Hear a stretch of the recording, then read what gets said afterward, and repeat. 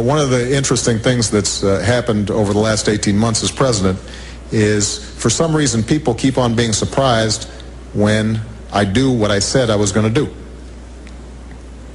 So I say I'm going to reform our healthcare system, and people think, well, gosh, that's not smart politics. Maybe we should hold off. Or I say we're going to move forward on Don't Ask, Don't Tell. And somehow people say, well, why are you doing that? I'm not sure that's good politics. I'm doing it because I said I was going to do it, and I think it's the right thing to do. And people should learn that lesson about me, because next year when I start presenting some very difficult choices to the country, I hope some of these folks who are hollering about deficits and debt step up, because I'm calling their bluff. And we'll see how much of that, how much of the political arguments they're making right now are real, and how much of it was just politics. All right? Thank you very much, everybody. Boy, your take on that. Oh, the headline on that on YouTube was Obama cryptically presents very difficult choices to the country next year. Well, that's before, when he first got elected, that's what Biden said. He said he's going to do some things that are going to make people hate us. And what they do is all the taxes are going to go to debt. They're going to get rid of the police, the welfare. They're going to slash it all. They're going to take pensions. And that's going to be the tough choice. And we see Republicans in the Washington Times saying, yes, we need to raise the retirement age to 70. And we need to start taking part of people's pension funds. So the bankers are going to get everything. They're going to have record profits like they've had the last 2 years. We're going to have nothing. Well, and we got to remember, he was addressing the G20 audience, people that they're basically in the know what's going on. So what I think he's anticipating is, I think he's anticipating that in this general election in November, we're going to see a lot of incumbents get tossed out. Probably for almost certain that we're going to get a Republican majority in the House, maybe in the Senate as well. 11 senators are gone already from attrition. Either they've died or retired or whatever. But you got 40 U.S. House members that are gone already because they have stepped out of the fire here. So we've got a chance of seeing 20-30% new faces potentially in these upcoming. And most of these faces we know are bona fide patriots, and so the globalists are going to have trouble getting them under control.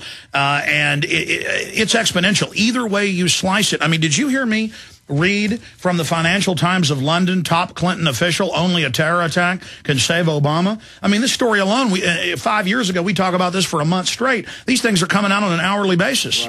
Right. It's crazy how fast things are happening and how fast things are coming out. Is that quote that you say all the time, that sometimes things happen in a year that happen in 100 years, that rapidly.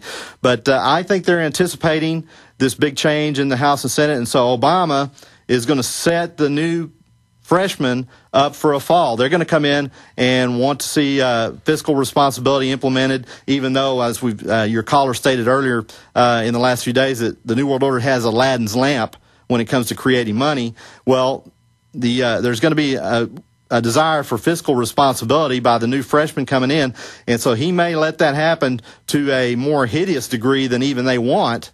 And then he's got somebody to point the finger. Well, notice all the leftist-controlled areas have got, record amounts of money.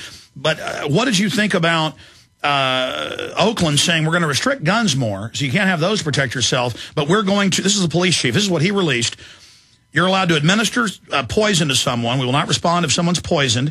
Extortion, burglary, theft, embezzlement, grand theft. It just goes on and on. Sabotaging power lines. This is insane, and we'll put that list on screen if you scroll down on that NBC article. This is his list, and that's a green light to the criminals to just go haywire. Right, and so that's what could happen is when we get this Mad Max scenario that you referred to earlier in the show, then that's going to put all of us in danger that are trying to, maintain our house payment and drive our cars and go to work, etc. So it could be very... And they're going to offer the new SDR and say, we'll jack the dollar up for you for a while, because under this SDR, the globalists will fully run the dollar offshore now. It'll still be there. It's just they control it. And then now you'll have this SDR digital currency above that, and that's going to be their answer. Global government will fix this. And if we capitulate and roll over, they'll turn the economy back on for a few years. Well, and but we're going to have to go through this. That's what we've got to figure out, is how to transition from this funny money Federal Reserve system to a real constitutional money system. Well, that's what they covered. That's a very ugly path, unfortunately, potentially, but that's the route we need to go. Now, I want to get into toll roads, but first, some more of the, and we'll keep you 5 minutes the next hour if we need to. Richard, you have key info on the toll roads, so I wanted to get you here, why I called you. But I want to go back to this. You read the IMF 100, I think it was 112 points. It was 2002 it got leaked. And it's the shock therapy doctrine got released. Joseph Stiglitz left, and it magically got leaked, the Nobel Prize winner. And he's a pretty good guy. We've had him on. And he says they plan to destroy everything and it's total collapse. And in there, the IMF would say go into Argentina. This was the one example there. They just done it 2 years before in 2000. This is 2002 we were going back to. And they said, what we do is we quadruple the price of oil and water. We put toll roads on everything. That further bankrupts it. Then the people riot. Confidence is lost. And then you have to make things a lot worse. It's basically take them 100 miles down the road. We push back 50, but still they've got 50 miles on us. So they know they have to make it super bad so that then we fight back, get a little bit back, and think we won when really our standard of living's been dropped by 20, 30, 40, 50%, which Maurice Strong and the UN and Al Gore say is their goal. The carbon tax is to destroy our industrial society to make us dependent. China, India, and others are exempt. They're the new globalist command base. And so they're going to wreck things so bad so that artificially, so that then when they turn things back on, it'll be a lot worse than it is now. But we'll think, oh, my God, at least I've got food. At least the power's on. At least the water's flowing. And in the IMF World Bank plans, they say how they do it. I mean, they're doing that here. This is going to happen. And Richard, how do we stop it? I know they're engineering it. I know they're executing it. I have their playbook. I mean, it's not like I just realized now they're really going for everything. They are going to hammer us into nothing. And I just want people to understand this. Well, one way to stop it, you did the plug earlier, is get those videos in the hands of as many people as possible. But the other things we can do is we've still got elections coming up, primaries. Unfortunately, the Texas primaries already passed. We don't get another shot at firing incumbents till November. But in Oklahoma, we've got Randy Brogdon that has a good chance to get into the governor's primary in the Republican Party. Randy Brogdon, his website, randybrogdon.com. He might be worthy of an interview, I think, because he's a really good guy, and he's polling around 40% in some of these mainstream monkeyed polls. So he's looking really good there, and plus that creates a definite roadblock for the NAFTA corridor, for the Trans-Texas corridor. They got to go through Oklahoma. Now, there's 83 of these mega highways they want, but the key, and they admit for the whole country to merge into, is the Trans-Texas I-35 mega corridor, all the way into the north of Canada, all the way down to the port on the Pacific side in southern Mexico. Right. Laredo, Texas is the largest inland port in the United States. Laredo, Texas, largest inland port, so absolutely the Trans-Texas corridor is a cornerstone, keystone piece of the NAFTA corridor. It's their Death Star. We blow that politically. They're still going to have Star Destroyers, but we've blown their main fleet. Well, in November, we're going to get a chance to fire every incumbent in Texas that we possibly can. That's our best hope to make changes here politically in Texas up in November.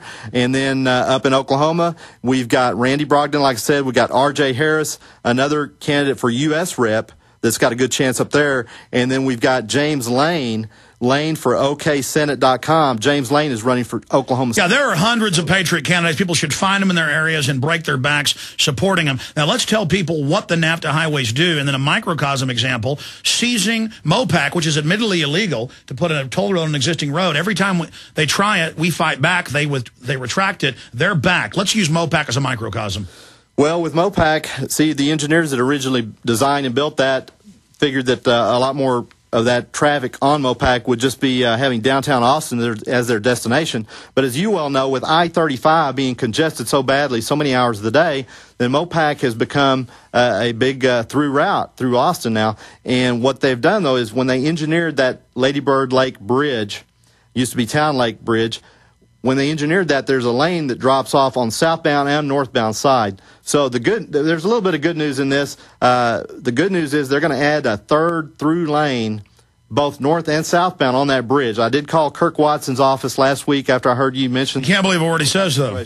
Well, I got this from Sandy, so we'll see. Hopefully they live up to it. And as I understand, they're already working and restriping. Well, it should be a free road. We've already paid for it. It should be completely free road, 3 lanes. I mean, Kirk Watson is as crooked as a barrel of snakes. I tell you, I've got problems with Kirk Watson myself. But 3 lanes each way, all the way through is what it's supposed to be when they get through restriping. Now, what they are planning on still doing is that 4th additional lane called the managed lane. That's going to be a toll road lane, and potentially that'll help Mopac marginally, but it'll create a bureaucracy that will continue to fight to keep I-35 in gridlock. I mean, here we are. We've got SH-130 that runs to our east. That's supposed to be our bypass here in Austin. Very underutilized. Millions of Austinite taxpayer dollars. The point is they hold us hostage. Right. They won't build the roads, and then they want to give it to foreign companies to loot us.